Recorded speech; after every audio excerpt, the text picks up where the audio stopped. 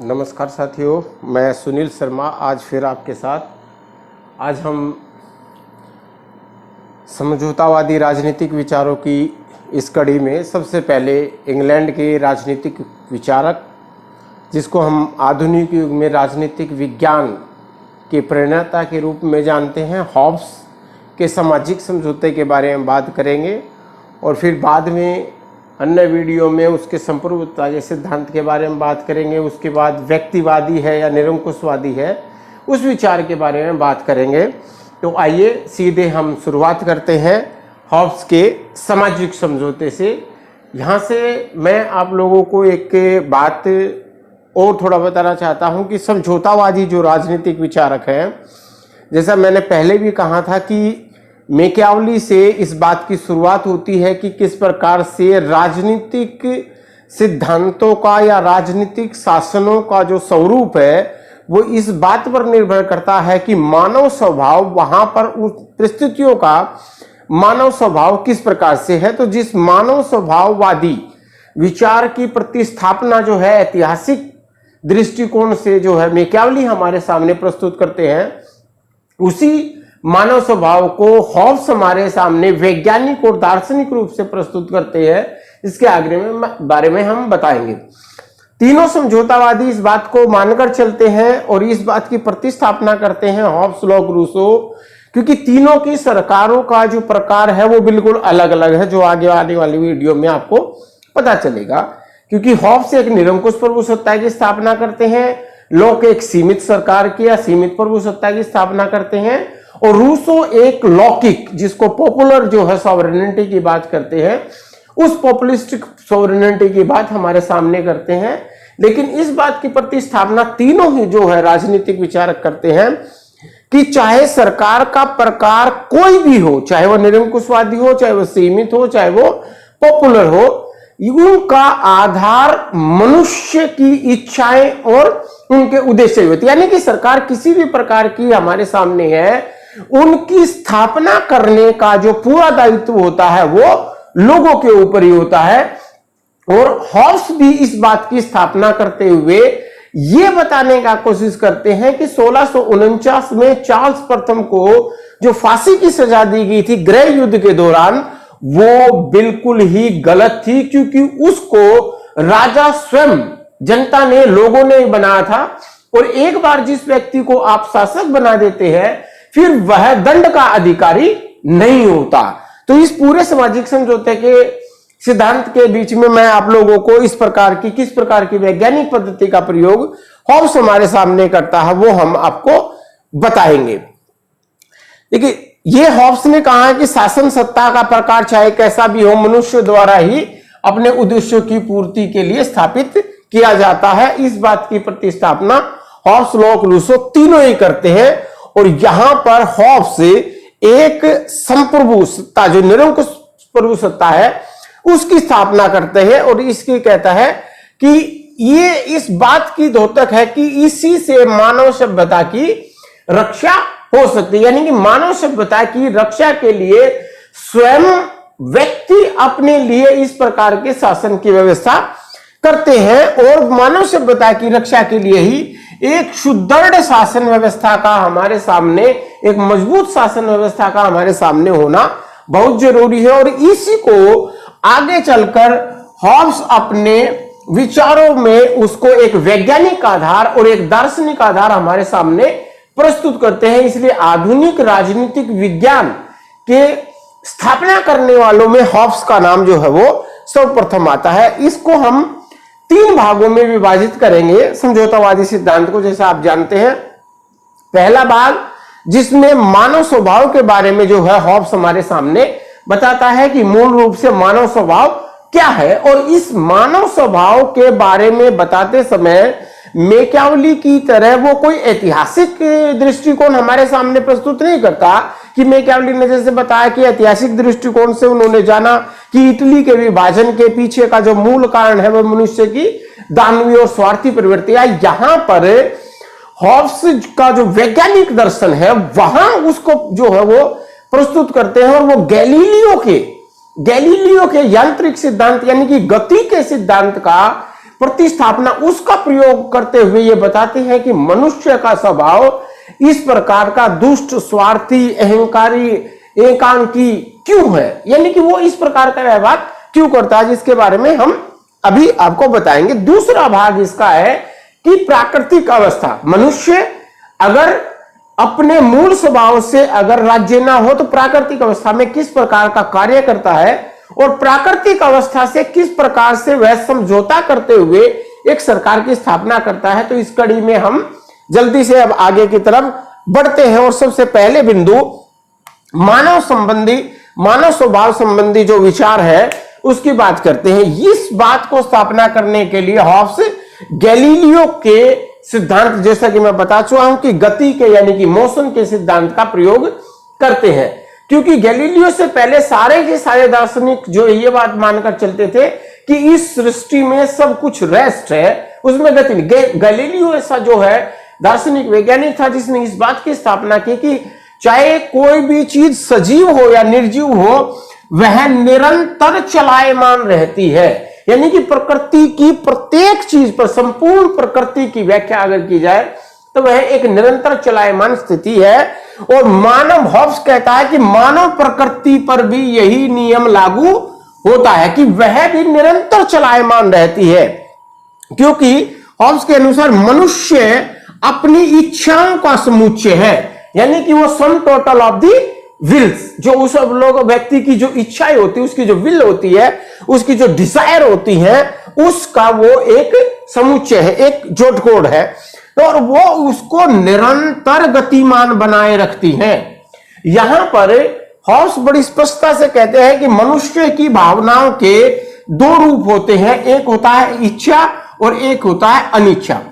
इच्छा वह चीज होती है जो मनुष्य को निरंतर चलायमान रखती है और अपनी ओर आकर्षित करती है। जो चीजें मनुष्य को आकर्षित करती है, मनुष्य उससे प्रेम करता है, और जो चीज की अनिच्छा होती है वह उसे आकर्षित नहीं करती और उसको गतिमान नहीं बनाती, वह उसको अवरुद्ध करती है। प्रत्येक अच्छी चीज को मनुष्य प्राप्त करना चाहता है, हर एक बुरी चीज से मनुष्य अपने आप को पीछे धकेलना चाहता है। हॉब्स कहता है कि यही गतिमान्यता जो है वो निरंतर उसको जो है आगे बढ़ाती रहती है, और इसके ऊपर अगर सीमित वस्तुओं के सिद्धांत का नियम लागू करते हैं कि जो अच्छी चीजें हैं वे सीमित मात्रा में पाई जाती हैं, और जो खराब चीजें हैं या मतलब जिनको लोग पसंद नहीं करते, जैसे कोयला है, हीरे को सब पसंद करेंगे, कोयले को नहीं करेंगे, तो वो अधिक मात्रा में पाया जाता है, तो उसको लेकिन प्राप्त भी कोई नहीं करना चाहता है। तो ये कहता है कि यह मनुष्य केवल और केवल अपने निजत्व के बारे में, स्वयं अपने बारे में करता है, और उसकी यही इच्छाएं जो उसको निरंतर चलायमान रखती हैं, उसको अहंकारी और स्वार्थी बना देती हैं। अतः हॉब्स कहता है कि अतः प्रत्येक मनुष्य एकांकी, अहंकारी और अपनी तृष्णा का उच्च कोटि का दास होता है। इन तीन शब्दों को प्रयोग किया जाना चाहिए। इन तीन शब्दों में जो है हॉब्स ने मानव प्रकृति का वर्णन हमारे सामने किया है। वो कहता है वह आइसोलेटेड है, एकांकी है, वह अहंवादी है, इगोइस्टिक है, वो अपनी तृष्णा यानी कि एपेटाइट, अपनी भूख, अपनी वासना का उच्च कोटि का दास होता है। वह संसार में अपने आप को स्वयं साध्य मानता है और सरकार की सारी चीजों को अपने लिए साधन मानता है, यानी कि वह हर एक चीज को अपने लिए प्राप्त करना चाहता है और अपनी संपत्ति की सुरक्षा इस बात की भी गारंटी करता है कि अगर उसकी संपत्ति है तो वह सुरक्षित रहे, उसका जीवन निर्बाध और निर्द्वंद तरीके से चलता रहे, यानी कि उसके जीवन के बीच में किसी प्रकार की कोई अड़चन ना आए।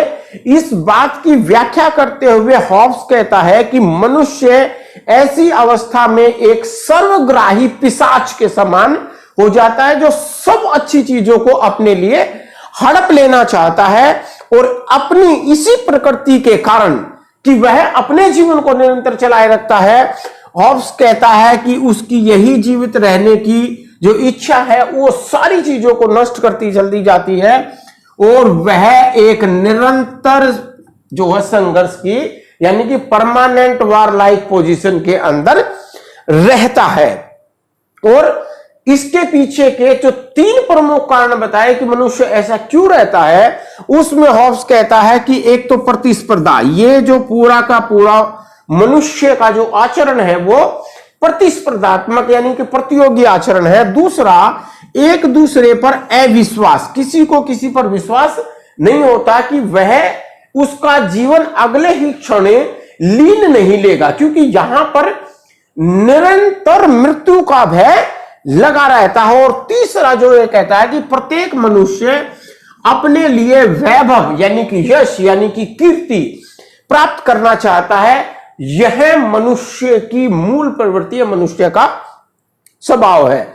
अब हॉब्स अपनी दूसरी अवस्था के अंदर आता है मानव स्वभाव की व्याख्या करने के बाद कि प्राकृतिक अवस्था। प्राकृतिक अवस्था के बारे में साथियों मैं आप लोगों को बताना चाहता हूं कि प्राकृतिक अवस्था को ऐतिहासिक दृष्टिकोण से हॉब्स भी यह मानकर चलता है कि यह है या नहीं है, इस तर्क में हमें जाने की बहुत जरूरत नहीं है। लेकिन वह कल्पना करता है कि मान लीजिए कि जो स्थापित राज्य है आज का, वो अगर ना हो तो मनुष्य अपनी मूल प्रवृत्ति के कारण, अपने मानवीय स्वभाव के कारण, जो कि उसका एकांकी, स्वार्थी और अहंकारी है और वो एक सर्वग्राही पिशाच की तरह काम करता है, उस मूल प्रवृत्ति के कारण अगर राज्य भंग हो जाए तो वह कैसा आचरण करेगा, इस बात की प्रतिस्थापना हॉब्स हमारे सामने प्राकृतिक अवस्था की स्थिति में कहते हैं। तो वे कहते हैं कि प्राकृतिक अवस्था में मनुष्य अपनी मूल प्रकृति से काम करता है और उसकी मूल प्रकृति उसे स्वार्थी, निर्मम, एक दूसरे के विरुद्ध शक्ति का प्रयोग करने वाली बना देती है। और मनुष्य ऐसा ही प्राकृतिक अवस्था में करता है, वो निरंतर एक दूसरे के खिलाफ शक्ति का प्रयोग करता रहता है। लेकिन यहां पर मैं एक बात आप लोगों को और बता देता हूं कि हॉब्स यहां पर 2 प्रकार के चीजों की बात हमारे सामने करता है कि इस प्राकृतिक अवस्था में मनुष्य को 2 प्रकार के अधिकार, कि प्राकृतिक समानता और प्राकृतिक स्वतंत्रता यहां पर लोगों को प्राप्त होती है। प्राकृतिक स्वतंत्रता का अर्थ यहां पर कोई ऐसी स्वतंत्रता नहीं है जिसमें कि बहुत अच्छा जीवन जीजिए। प्राकृतिक स्वतंत्रता का अर्थ है कि माइट इज राइट, तुम जिसे मार सकते हो मार लो, और तुम जिसे लूट सकते हो लूट लो। और यह स्वतंत्रता प्रत्येक व्यक्ति को एक दूसरे के खिलाफ प्राप्त होती है, यानी कि इस स्वतंत्रता में किसी प्रकार का कोई भेद जो है यहां पर हॉब्स हमारे सामने नहीं दिखाता है। और दूसरा कहता है कि एक प्राकृतिक, और इस प्राकृतिक स्वतंत्रता के कारण ही मनुष्य का जीवन जो है वो एकांकी, दीनहीन, घृणित, पाशविक और क्षणभंगुर, यानी कि किसी भी व्यक्ति को एक क्षण के लिए भी अपने जीवन का विश्वास नहीं है कि वह अगले अपने क्षण पे वो जिंदा रहेगा या नहीं रहेगा, क्योंकि सबको यह अधिकार है कि वह दूसरे व्यक्ति को मार ले या उसकी संपत्ति को लूट ले। दूसरी तरफ यहां पर एक प्राकृतिक समानता की बात जो है हॉब्स हमारे सामने करते हैं। वह प्राकृतिक समानता क्या है? वो कहता है कि चाहे कोई मनुष्य शारीरिक दृष्टिकोण से, या जो शारीरिक दृष्टिकोण से बलवान नहीं है, वह मानसिक दृष्टिकोण से जो है वो उस शारीरिक दृष्टिकोण वाले का समानता करता है। यानी कि कोई व्यक्ति अपने शरीर का प्रयोग करके दूसरे की जान ले सकता है और उसकी जो है वो संपत्ति लूट सकता है, तो दूसरा जो कमजोर व्यक्ति है शारीरिक रूप से, वह अपनी मानसिक यानी कि बुद्धि का प्रयोग करके बलशाली व्यक्ति का भी ऐसा ही कर सकता है, यानी कि उसको मौत के घाट उतार सकता है और उसकी संपत्ति को लूट सकता है। तो इस प्रकार की प्राकृतिक समानता की बात यहां पर हॉब्स करता है। साथियों, मैं आपको यह बता दूं कि हॉब्स इस बात की स्थापना इसलिए करता है क्योंकि हॉब्स मानकर चलता है कि अगर प्राकृतिक अवस्था में मनुष्यों के पास प्राकृतिक समानता नहीं होती और कोई व्यक्ति कमजोर और कोई ताकतवर होता, तो ताकतवर लोग निश्चित रूप से, हॉब्स कहता है कि ताकतवर लोग निश्चित रूप से कमजोर लोगों को अपना गुलाम बनाकर उन पर शासन स्थापित कर देते और उनके ऊपर शासन निरंतर करते रहते। बराबर की स्थिति होने के कारण ही लोग समझौते पर आते हैं। समझौता एक दूसरे के साथ जो है कमजोर और ताकतवर में नहीं किया जाता, समझौता हमेशा एक बराबर वाली स्थिति वालों में करता है। इसलिए हॉब्स जो है ये एक प्राकृतिक समानता की बात है हमारे सामने, एक बराबरी की बात हमारे सामने करते हुए नजर आते हैं। लेकिन इस स्थिति में जैसा कि मैंने बताया कि इस जो प्राकृतिक समानता और स्वतंत्रता की स्थिति में मनुष्य का जीवन जो है वो निरंतर जो है खतरे में रहता है, यानी कि क्षण भंगुर के लिए भी उसको विश्वास नहीं होता कि एक क्षण के लिए भी उसका जीवन है। तो ऐसी स्थिति में मनुष्य के ऊपर सदैव मौत का भय, इस बात को ध्यान रखिएगा कि मौत का भय उनको निरंतर लगा रहता है। साथियों, अगर ये मौत का भय ना हो, हॉब्स कहता है कि अगर ये मौत का भय ना हो तो समाज की संरचना हो ही नहीं सकती थी। मनुष्य का ऊपर जो भय के कारण समाज की संरचना होती है और वो फिर आपसी संबंधों का ताना बाना बुनता है। हॉब्स हमारे सामने इस बात को स्पष्ट रूप से रखते हैं। ऐसी स्थिति में जो है वो मौत के भय के कारण आगे बढ़ते हैं सामाजिक समझौता करने के लिए। सामाजिक समझौता करने के लिए वो क्यों आगे बढ़ते हैं, इस बारे में मैं आपको अब इस तीसरे पॉइंट में बताऊंगा कि वो कौन सी परिस्थितियां ऐसी उत्पन्न होती हैं जो प्राकृतिक अवस्था में रहने वाले इस प्रकार के पार्श्विक मनुष्य को सामाजिक समझौता करने के लिए जो है उत्साहित करती हैं। साथियों, पहली बात तो हॉब्स इस बात की स्थापना करता है कि बेशक से उनको प्राकृतिक अधिकार और प्राकृतिक समानता जो है और स्वतंत्रता प्राकृतिक अधिकारों के रूप में प्राप्त है, लेकिन किसी भी कानूनी मान्यता के अभाव में इन दोनों का कोई अर्थ नहीं ठहर जाता। यानी कि अगर वो स्वतंत्रता और समानता की कहीं पर कानूनी तरीके से व्याख्या करने लगे तो वहां पर क्योंकि कानून है ही नहीं, कानून का अभाव है, तो वहां पर वो निरर्थक हो जाती है। और ऐसे समय में मनुष्य अपने जीवन की कामना करने लगता है कि मैं किस प्रकार से जिंदा रह सकता हूं। और ऐसी स्थिति में हॉब्स कहता है, ऐसी स्थिति में मनुष्य की तर्क बुद्धि उसको आत्मरक्षा का, सेल्फ प्रिजर्वेशन, इसी चीज के कारण जो है समझौते की तरफ मनुष्य बढ़ता है कि उसको आत्म संरक्षण का, आत्मरक्षा का रास्ता उसकी तर्क बुद्धि दिखाई देती है। वो तर्क बुद्धि जैसे कि मैंने आपको बताया था कि जहां गैलीलियो से हॉब्स गति के सिद्धांत को लेता है, वहीं पर अपने राजनीतिक सिद्धांतों की स्थापना करने के लिए यूक्लिड के ज्योमेट्री सिस्टम को हमारे सामने प्रतिस्थापित करता है।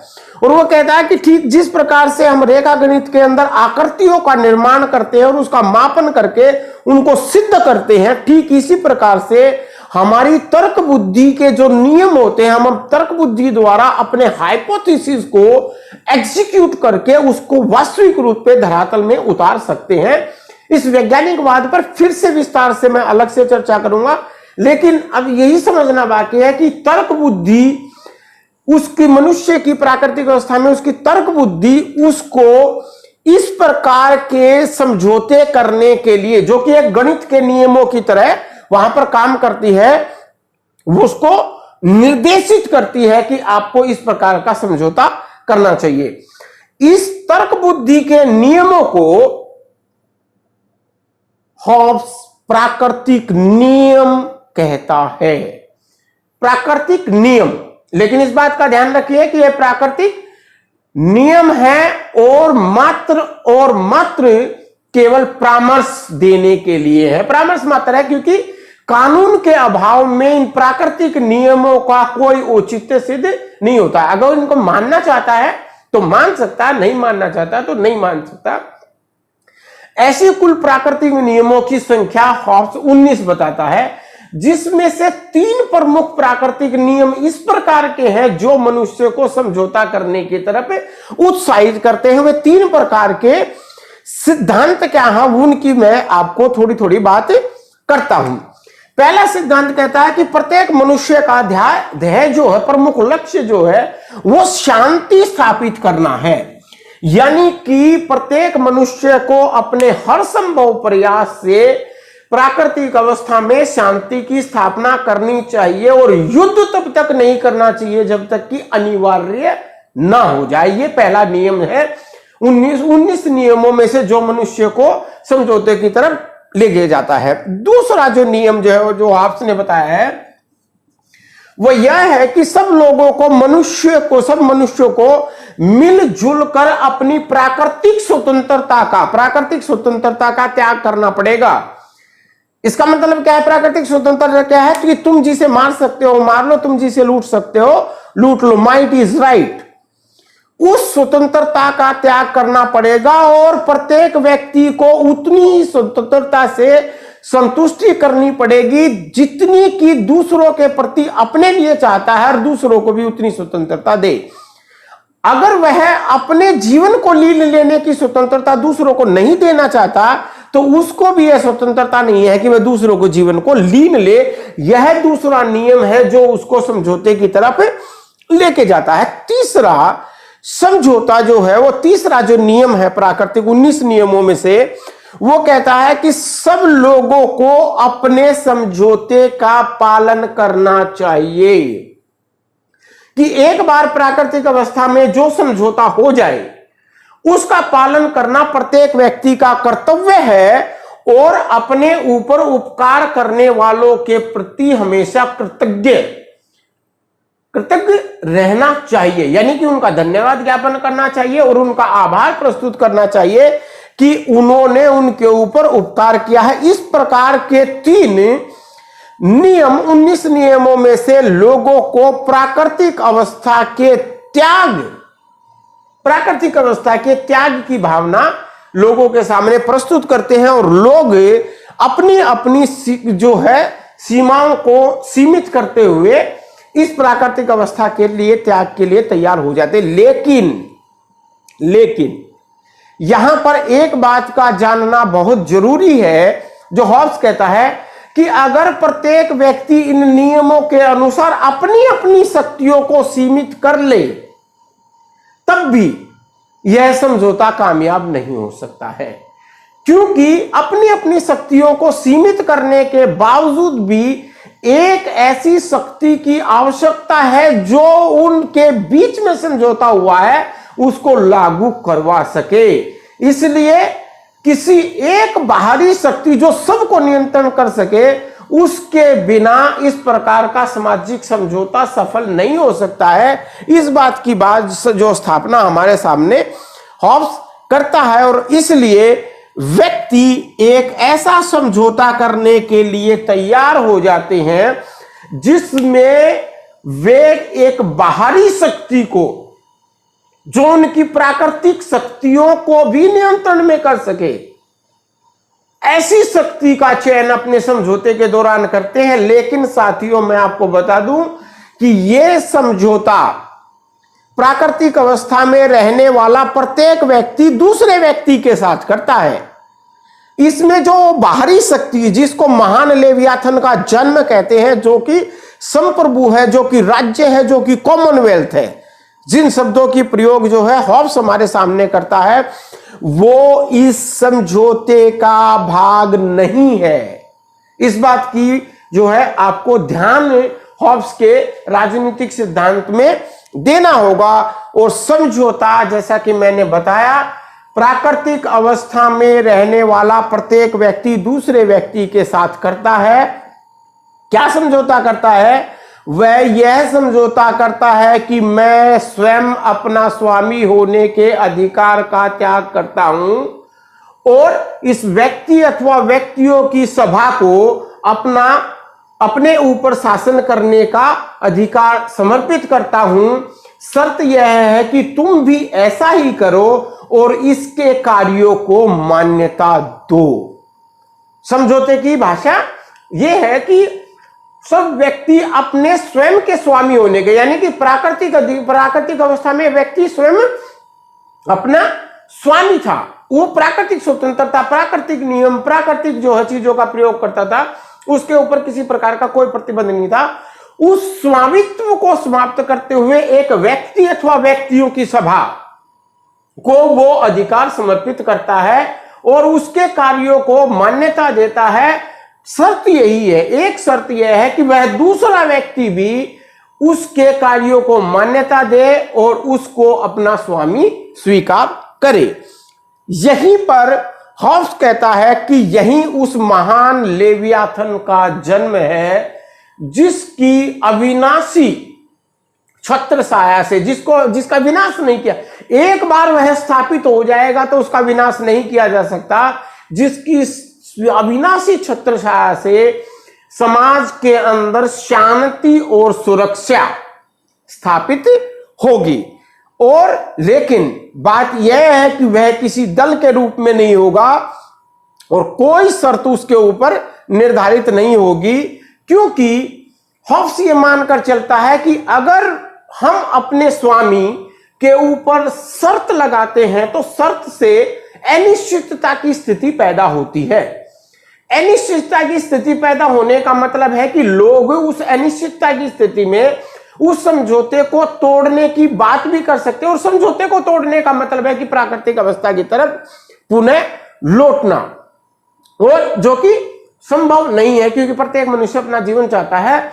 साथियों, इसी आधार पर हॉब्स इंग्लैंड के गृह युद्ध को अवैध घोषित करता है और कहता है कि सरकार चाहे कितनी भी शक्तिशाली क्यों ना हो, उसकी उत्पत्ति जनसाधारण की इच्छा और उद्देश्य से हो सकती है। जैसा कि मैंने बिल्कुल शुरुआत में ही कहा था कि सारे समझौतावादी इस बात को पक्के रूप से मानकर चलते हैं कि सरकार का रूप चाहे कैसा भी हो, उसकी स्थापना मनुष्य द्वारा ही की जाती है, चाहे किस प्रकार की भी हो।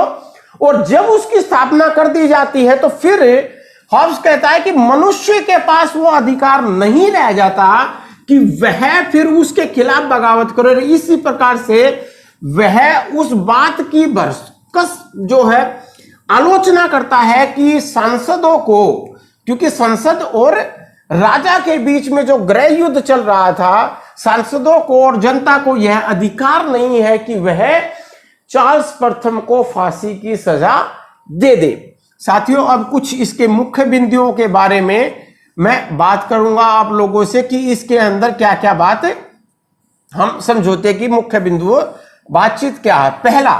पहला मुख्य बिंदु है कि यह समझौता एक साथ राजनीतिक और सामाजिक समझौता है।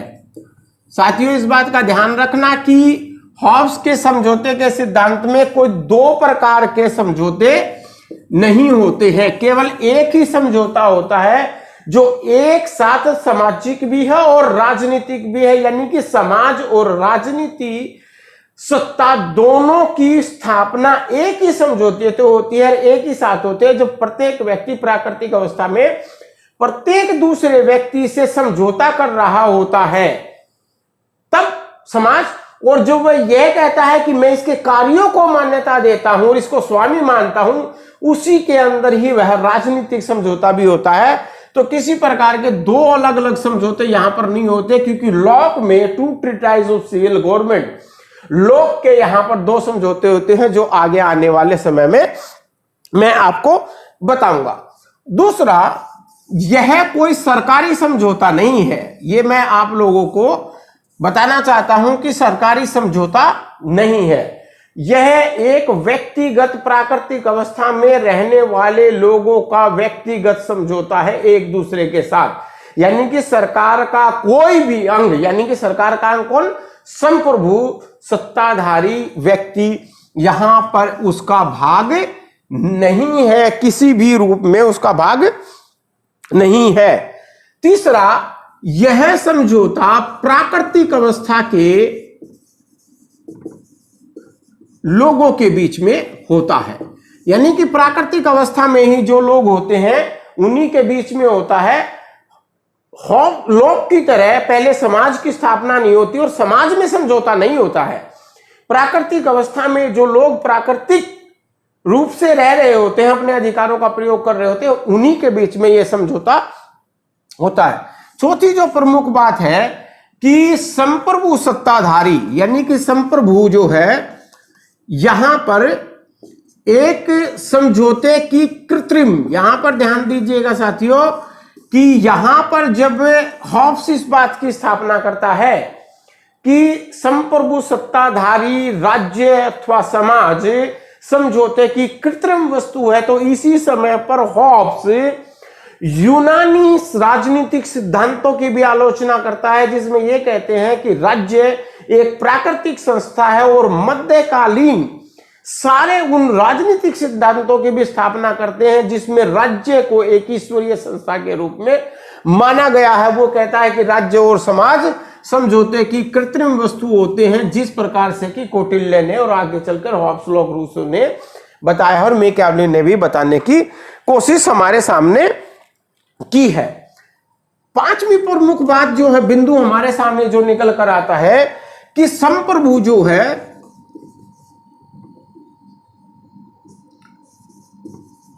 संप्रभु सत्ताधारी समझौते का भाग नहीं है। ध्यान रखिएगा कि संप्रभु सत्ताधारी इसीलिए वह सर्वोच्च है, सर्वव्यापक है, उसके वह निरंकुश है कि उसके ऊपर किसी प्रकार का अंकुश नहीं लगाया है। साथियों, यही वह स्थान है। हॉब्स पहला ऐसा राजनीतिक विचारक है जो निरंकुश संप्रभु सत्ता की स्थापना करता है। इससे पहले जीन बौद्धा ने भी इस प्रकार की निरंकुश सत्ता की स्थापना करने के, प्रभु सत्ता की स्थापना करने की बात की थी, लेकिन अपने तमाम प्रयासों के बावजूद भी वह किसी प्रकार के तीन अंकुश प्राकृतिक विधियों के और इनके अपने संप्रभु पर लगाता है। इसलिए सबसे पहले राजनीतिक विचारक के रूप में हमारे सामने हॉब्स है जो निरंकुश संप्रभु सत्ता की बात करता है,